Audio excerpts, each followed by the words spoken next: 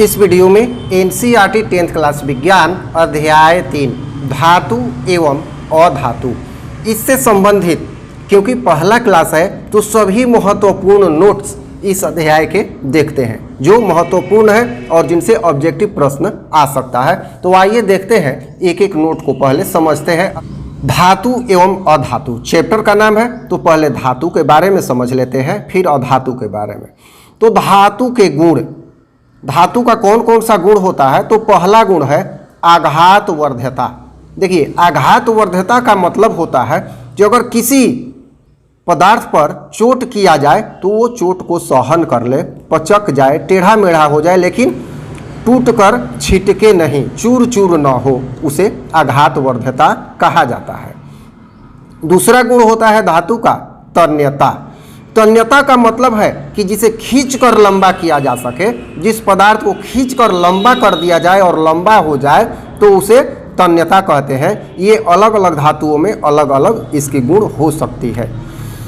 अब है ध्वनिक, अर्थात जिस पदार्थ पर चोट किया जाए तो टन की ध्वनि आए तो ध्वनिक कहते हैं, और ये गुण धातु में पाया जाता है। अगला गुण है धात्विक चमक या धातुई चमक भी कहते हैं, अर्थात धातु जो होता है उसमें एक अपना चमक होता है, तो उस चमक को धात्विक चमक कहा जाता है। ये धातु के गुण में आता है। अब है ताप प्लस विद्युत। अब इसका अभिप्राय है कि यह ताप का प्रायः सुचालक होता है, विद्युत का भी प्रायः सुचालक होता है। तो ये होते हैं धातु के मुख्य गुण। अब हम लोग थोड़ा सा अधातु पर भी ध्यान देते हैं। तो अधातु जो है भंगुर होता है। भंगुर का मतलब चोट लगे तो चूर चूर हो जाए, तो ऐसे पदार्थ को अधातु के श्रेणी में रखते हैं। दूसरा गुण है विद्युत का कुचालक। प्रायः सभी अधातुएं, अपवाद के बारे में भी हम लोग समझेंगे, अभी यही समझते हैं कि प्रायः धातुएं विद्युत की कुचालक होती हैं। तीसरा धात्विक चमक इनमें नहीं होता है, अर्थात इनमें एक दो अधातु को छोड़ दिया जाए, अपवाद छोड़ दिया जाए तो धात्विक चमक नहीं होती है। कौन से अधातु में चमक होता है ये भी समझेंगे। चौथा है प्रायः गैस और ठोस के रूप में अधातुएं होती हैं। ठीक है, प्रायः गैस के रूप में और ठोस के रूप में अधातुएं पाई जाती हैं।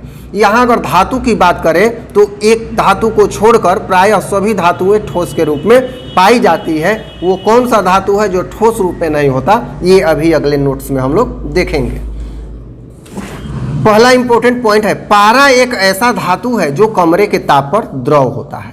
तो पारा एक ऐसा धातु है जो द्रव होता है, बाकी सभी धातुएं ठोस होती है कमरे के ताप पर। दूसरा, धातु विद्युत तथा ताप के सुचालक होते हैं, जैसा कि ऊपर हम लोग समझ चुके हैं।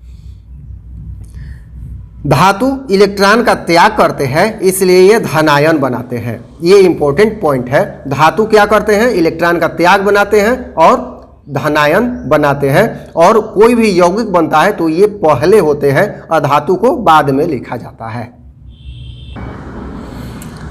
चौथा पॉइंट है धातु तन्य तथा आघातवर्ध्य होते हैं। ऊपर हम लोग समझ चुके हैं तन्य आघातवर्ध्य क्या है। पांचवा, धातु के बाहरी कक्षा में 1 से 3 इलेक्ट्रॉन होते हैं। यही कारण होता है कि ये इलेक्ट्रॉन का त्याग करते हैं। ये याद रखना है कि 1 से 3 इलेक्ट्रॉन ही बाहरी कक्षा में, अर्थात संयोजी इलेक्ट्रॉनों की संख्या वही होती है। छठा नंबर, सोडियम एक ऐसा धातु है जिसे चाकू से काटा जा सकता है। तो प्रश्न आता है, बहुत ही मुलायम होता है सोडियम धातु होते हुए भी इसे हम चाकू से काट सकते हैं। पोटेशियम सर्वाधिक अभिक्रियाशील धातु है। अब पोटेशियम जो है बहुत ही अभिक्रियाशील धातु है, ये याद रखना है। सबसे कम अभिक्रियाशील, तो सोना सबसे कम अभिक्रियाशील धातु है। अगला प्रश्न, ब्रोमीन एक ऐसी अधातु है जो कमरे के ताप पर द्रव के रूप में होती है। यहाँ जब हम लोग नोट्स आगे देख रहे थे तो उसमें ये बात आई थी कि अधातु प्रायः गैस और ठोस होते हैं, लेकिन ब्रोमीन एक ऐसी धातु है जो कमरे के ताप पर, ब्रोमीन एक ऐसी अधातु है जो कमरे के ताप पर द्रव के रूप में होती है।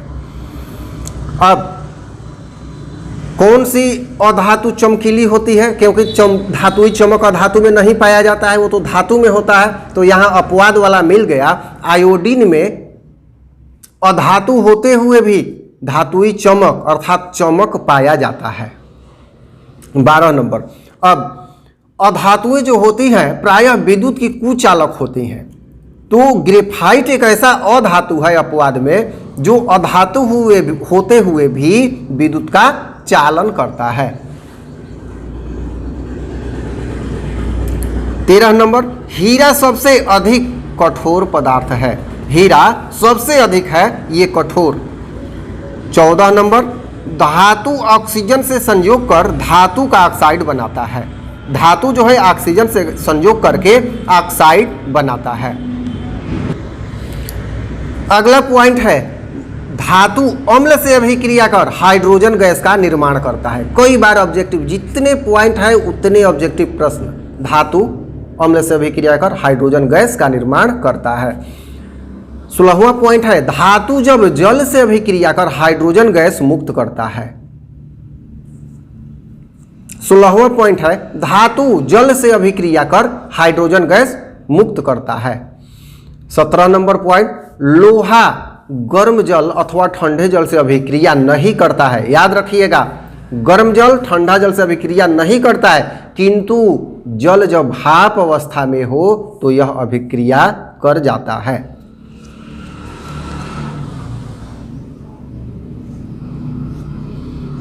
सोना अम्ल से अभिक्रिया नहीं करता है, अम्ल से नहीं करता है। आगे ये भी जानना है कि तब अम्ल कौन से अम्ल से सोना करता है, तो अम्लराज एक्वारेजिया, वो भी हम लोग जानेंगे। एक्वारेजिया से कर जाता है। 19 नंबर, सोना को एक्वारेजिया से गलाया जाता है। आ गया पॉइंट यहाँ, सोना को एक्वारेजिया जो अम्ल होता है से गलाया जाता है। अब एक्वारेजिया क्या है तो 20 नंबर में समझिए। एक्वारेजिया H2SO4 तथा HNO3 का मिश्रण होता है जिसका अनुपात 3:1 होता है। इसे अम्लराज भी कहा जाता है।